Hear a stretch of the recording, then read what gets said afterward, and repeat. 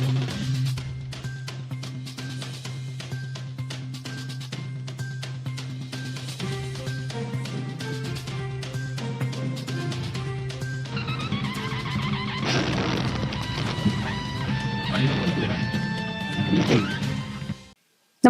आपण पाहता हिरकणी न्यूज.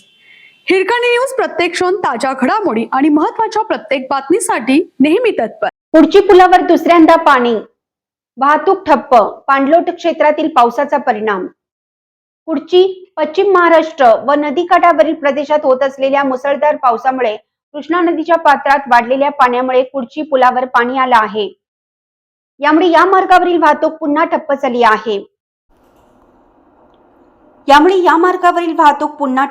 आहे. रविवारी सायंकाळी 5च्या सुमारास या मार्गावरील वाहतूक बंद करण्यात आली आहे. अन्य मार्गाने वाहतूक वळवली आहे. कृष्णा नदीच्या पात्रात गेल्या 4-5 दिवसापासून वाढत असलेल्या पाण्यामुळे कुडची उगार खुर्द येथील पुलावर दुपारपासूनच पाणी येण्यास प्रारंभ झाला. 10च्या सुमारास पाण्याची पातळी वाढल्याने कुडची पोलीस व महसूल विभागाच्या वतीनं ईदगाहजवळ बॅरिकेड्स लावून रस्ता बंद करण्यात आला.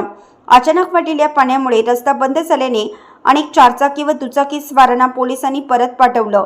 कुडची पोलिसांनी आपल्या सहकाऱ्यांसह चोख बंदोबस्त ठेवला होता.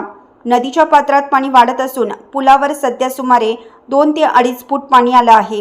कुडची येथील कृष्णा नदीवरील पुलावर पाणी आल्याने जमखंडीकडून मिरज सांगलीकडे जाणारी वाहतूक हारुगिरी क्रॉसवरून अतनी मार्गाने तर रायबाग व चिंचलीकडून येणारी वाहतूक अंकली मार्गाने वळवण्यात आली आहे.